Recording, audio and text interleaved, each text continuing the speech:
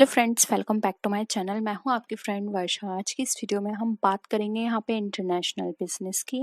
International business क्या होता है, इसका पर्पस क्या है, यानी इसका ऑब्जेक्ट, और साथ में बात करेंगे इसके मेरिट्स एंड डिमेरिट्स की। तो स्टार्ट करते हैं वीडियो को। आप लोग आ जाइए, और वीडियो आपको अगर पसंद आती है तो लाइक कीजिएगा, फ्रेंड्स या शेयर कीजिएगा, और किसी भी तरह की कोई भी क्वेरी हो तो ज़रूर बताइएगा। तो स्टार्ट करते हैं। पहले एक बार सब लोग आ जाइए, फिर स्टार्ट करते हैं इसको।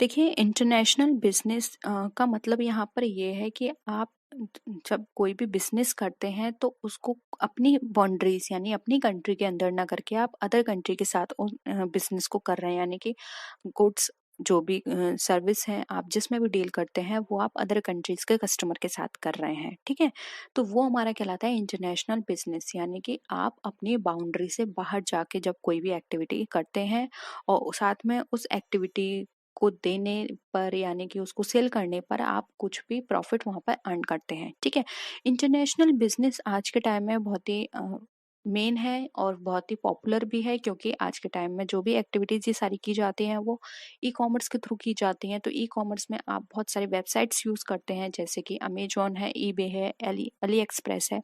ये सारी वेबसाइट्स क्या करती हैं, आपको हेल्प करती हैं आपके बिजनेस को बढ़ाने में। आप यहाँ पर जाके अपने प्रोडक्ट को वहाँ पर लिस्ट करा सकते हैं, उसको सेल कर सकते हैं किसी भी कस्टमर को जो बाहर किसी भी कंट्री में रहता है। ठीक है, तो ये आज के टाइम में बहुत ही पॉपुलर है इंटरनेशनल बिजनेस। इस ट्रेड के अंदर आप अपने कस्टमर से किसी भी तरह वो कहीं भी इंटरेक्ट कर सकते हैं, और अपने मुताबिक आप वहाँ पे प्रॉफिट अर्न कर सकते हैं। ठीक है, देखिए, international business refers to the business activity और transactions carried out beyond the national boundaries of a country. यानी कि आप बियॉन्ड जाके अपने बिजनेस को करते हैं। Countries depend on each other for a variety of economic transactions. ये डिपेंड करते हैं इकोनॉमिक वेरियस इकोनॉमिक ट्रांजेक्शन्स पर। अब इसमें आपके गुड्स भी हो सकते हैं, सर्विसेज हो सकती है, और कैपिटल भी हो सकती है। जरूरी नहीं है आप कोई बिजनेस करें सिर्फ गुड और सर्विस का। आप ये भी कर सकते हैं कि आप किसी अदर कंट्री के साथ मिलकर अपनी कैपिटल वहाँ पे इन्वेस्ट कर सकते हैं। आपको ना वहाँ पर गुड में डील करना है, ना ही आपको सर्विस में डील करना है। बस वहाँ पे अगर आपने इन्वेस्ट करते तो वो भी आपका इंटरनेशनल बिजनेस का पार्ट कहलाता है। ठीक है, अब हम यहाँ पर ऑब्जेक्टिव पढ़ेंगे, जिससे आपको और भी ज़्यादा क्लियर हो जाएगा कि इंटरनेशनल बिजनेस क्या होता है। फर्स्ट आता है हमारा प्रॉफिट एडवांटेज। ये हमारा इंपॉर्टेंट ऑब्जेक्टिव होता है इंटरनेशनल बिजनेस का। प्रॉफिट एडवांटेज, इंटरनेशनल बिजनेस में आप अपना ज़्यादा से ज़्यादा प्रॉफिट वहाँ पे ऐड कर सकते हैं। जो भी आप डोमेस्टिक बिजनेस में या फिर अपनी कंट्री में अर्न करते हैं, उससे ज़्यादा आप यहाँ पर अर्न कर सकते हैं, क्योंकि यहाँ पे पॉसिबिलिटीज़ ज़्यादा होती हैं। यहाँ पर आप जो भी आपका टोटल प्रॉफिट है उससे 100% और भी ज़्यादा इंक्रीज कर सकते हैं, क्योंकि यहाँ पे फॉरेन मार्केट में आपको कस्टमर्स वैरायटी के मिलेंगे, और यहाँ पर आपको इतना प्रॉब्लम भी नहीं होगा अपने प्रोडक्ट को सेल करने में। ठीक है, क्योंकि अदर कंट्री में जब भी आप प्रोडक्ट को सेल करते हैं तो वहाँ पर उसकी कॉस्ट वो लोग नहीं लगा पाते हैं कि इस प्रोडक्ट की जो कॉस्ट है टोटल कितनी आई होगी, क्योंकि उनके लिए वो प्रोडक्ट एकदम न्यू होता है। इसलिए वहाँ पर आप अपने मुताबिक वहाँ पे प्रॉफिट ऐड करके उस प्रोडक्ट को सेल कर सकते हैं। सेकंड आता है हमारा ग्रोथ अपॉर्चुनिटी। देखिए, इंटरनेशनल बिजनेस में जब भी हम अदर कंट्री में जाके बिजनेस की बात करते हैं तो वहाँ पे हमारी ग्रोथ अपॉर्चुनिटी जो होती हैं वो बढ़ जाती हैं, क्योंकि वहाँ पर आपके प्रोडक्ट एकदम न्यू होता है। इसलिए कस्टमर आपके प्रोडक्ट की तरफ अट्रैक्ट होते हैं। अट्रैक्शन उनका बहुत ज़्यादा होता है आपके प्रोडक्ट की तरफ, इसलिए आपको एक अपॉर्चुनिटी मिल जाती है अपने प्रोडक्ट की वहाँ पे ग्रोथ करने में। थर्ड आता है हमारा helps in removing domestic market constants. अब यहाँ पर देखिए, इंटरनेशनल बिजनेस आपकी हेल्प करता है अगर किसी भी तरह के डोमेस्टिक मार्केट कॉन्स्टेंट्स है आपके यहाँ, जैसे कि अगर अगर किसी भी तरह की स्केल इकोनॉमीज आपके यहाँ अराइज होती है, तो जैसे कि आप टेक्नोलॉजी एडवांटेज ले सकते हैं वहाँ जाके, अपने बिजनेस को वहाँ पे इंक्रीज कर सकते हैं। या फिर आप अगर आपके यहाँ आपकी कंट्री में वो प्रोडक्ट बिल्कुल डाउनवर्ड में जा चुका है, यानी कि सब लोग उसको प्रोडक्ट को यूज करके उसको अब दूसरे प्रोडक्ट की तरफ स्विच ओवर कर चुके हैं, तो इस तरह की चीजें आप अदर कंट्री में जाके फेस नहीं करनी पड़ेंगी। आप वहां पर शुरुआत से अपने प्रोडक्ट के लिए एक मार्केट तैयार कर सकते हैं। फिर है टू अर्न फॉरेन एक्सचेंज। अब यहाँ पे देखिए फॉरेन एक्सचेंज अर्न करने में भी हेल्प करती है आपका इंटरनेशनल बिजनेस। जब भी आप किसी प्रोडक्ट को अगर बाहर जाके बेचोगे तो वहाँ पर आपको उनकी कंट्री में पेमेंट मिलेगा, उनकी करेंसी में, ठीक है, उनकी कंट्री में जो भी करेंसी होगी।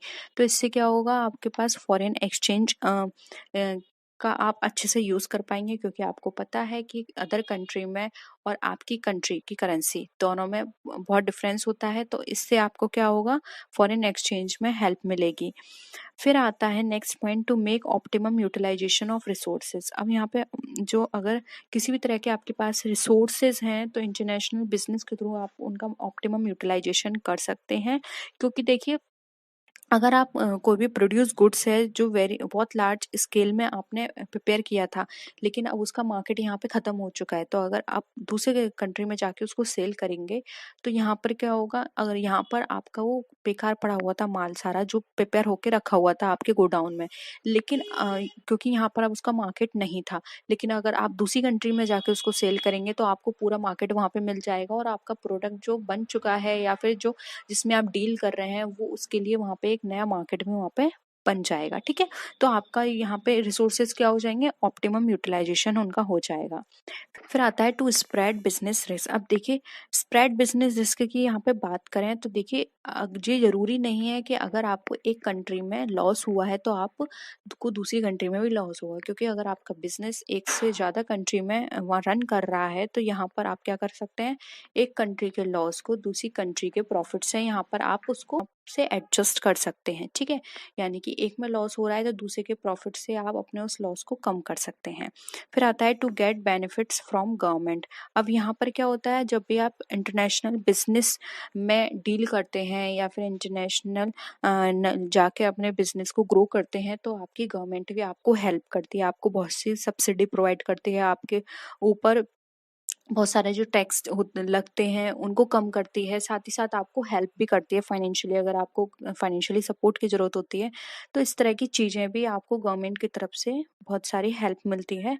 तो ये अभी आपके लिए एक बेटर वे है कि आप अपने बिजनेस को और ज़्यादा ग्रोथ कर दे सकते हैं। ठीक, अब आता है इसके मेरिट्स की, यानी कि इंटरनेशनल बिजनेस के क्या क्या मेरिट्स हैं। फर्स्ट आता है हमारा इंक्रीज्ड रेवेन्यू।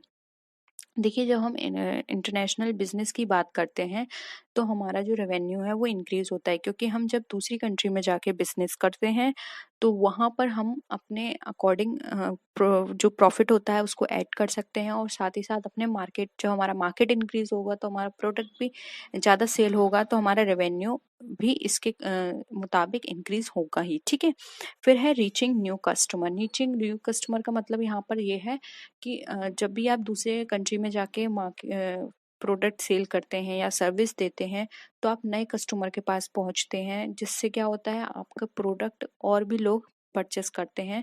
तो ये आपके लिए ओवरऑल हर तरह से फायदा पहुंचाता है। एक तो आपका कस्टमर, आप नए कस्टमर आपके बन रहे हैं, उनके साथ आपका रिलेशन नया बन रहा है, फिर आपके जो प्रोडक्ट है वो भी ज़्यादा सेल हो रहा है। फिर आता है assessing new talent. Assessing new talent का मतलब यहाँ पर ये है कि कंपनी जब भी किसी भी कंट्री में जाती है तो वो वहीं से हायर करती है पर्सन।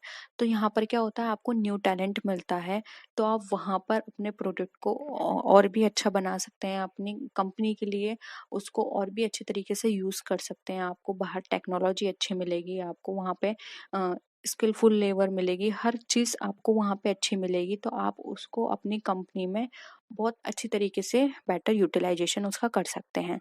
फिर आता है optimum utilization of available resources. जो भी आपके पास अवेलेबल रिसोर्सेज है आप उसका बेटर यूटिलाइजेशन कर सकते हैं।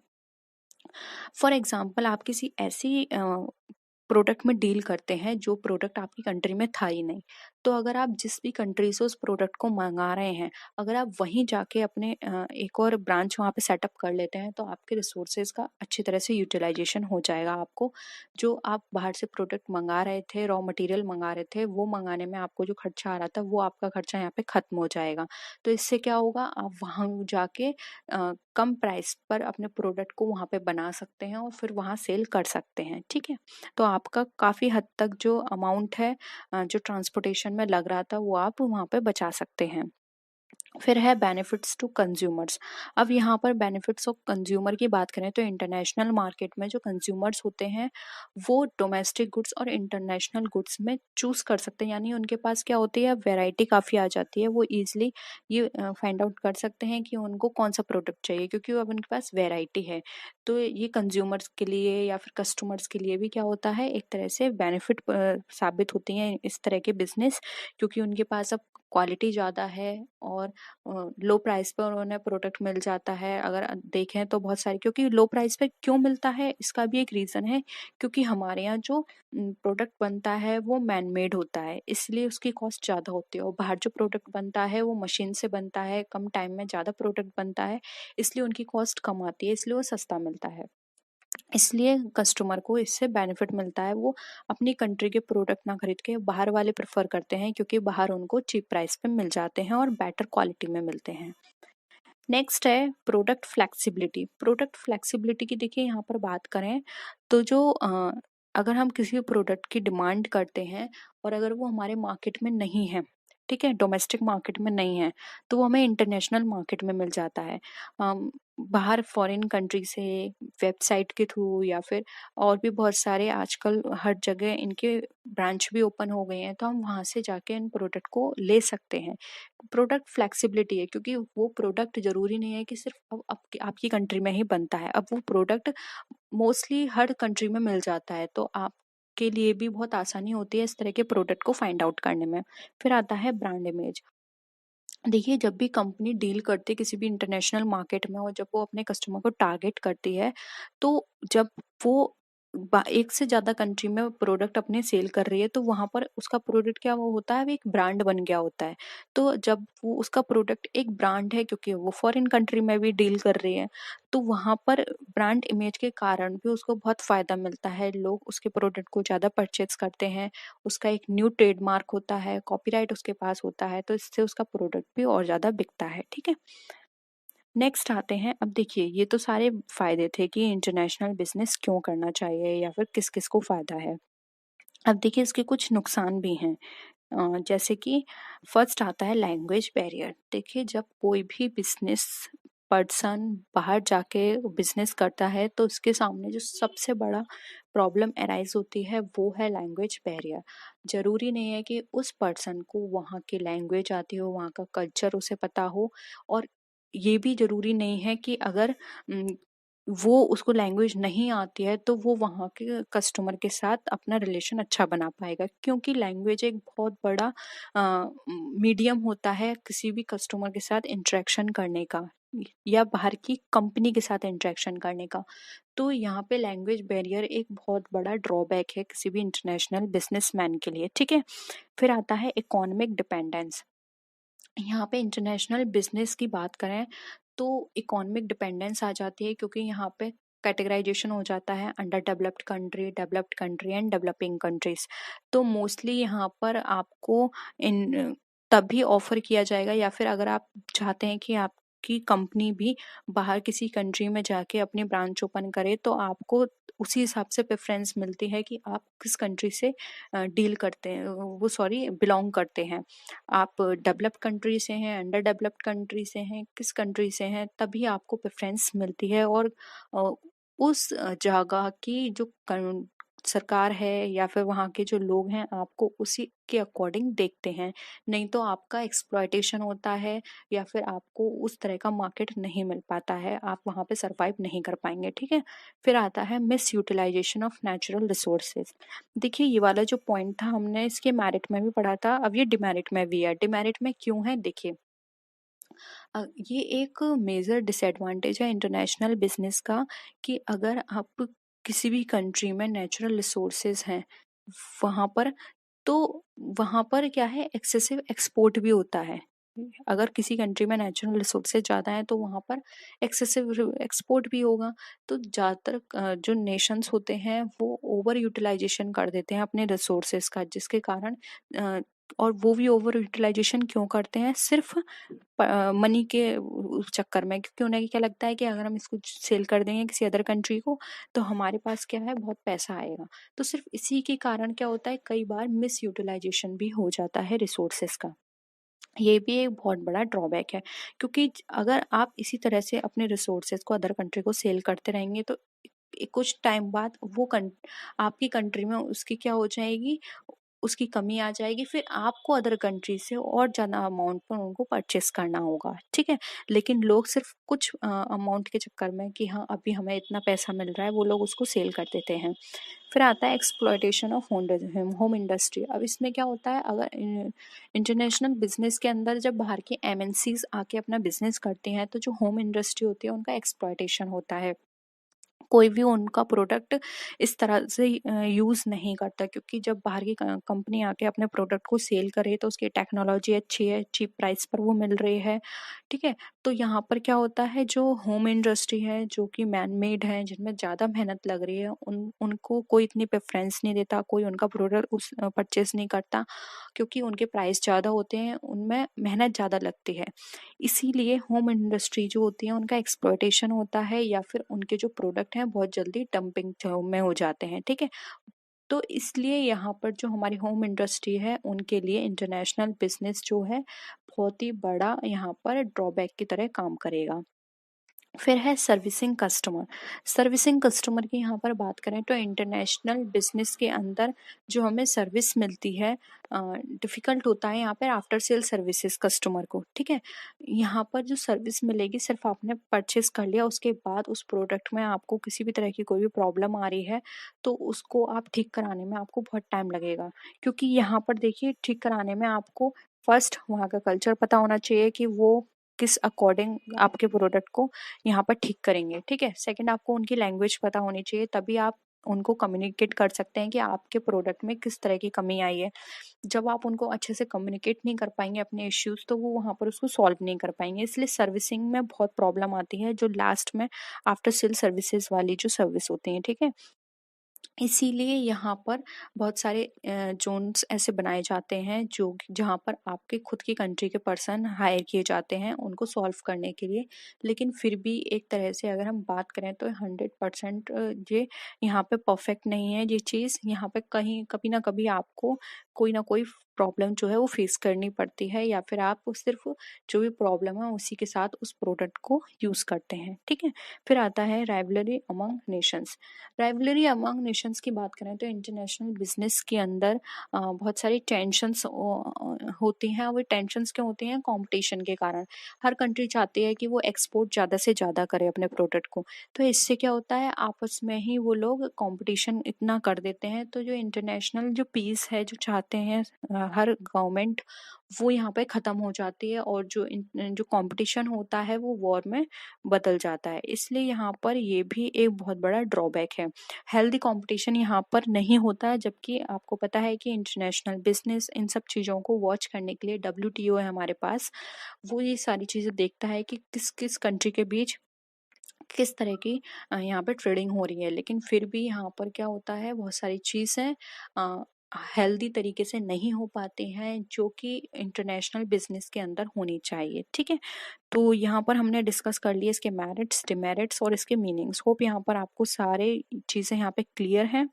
कोई भी डाउट है तो ज़रूर बता दीजिएगा कमेंट सेक्शन में। हम नेक्स्ट जो इसकी क्लास करेंगे वो करेंगे थ्योरीज के ऊपर, जो इंटरनेशनल बिजनेस के अंदर कौन कौन सी थ्योरीज हैं उसके बारे में बात करेंगे, ठीक है। तो आप लोग रिवीजन करके आइएगा।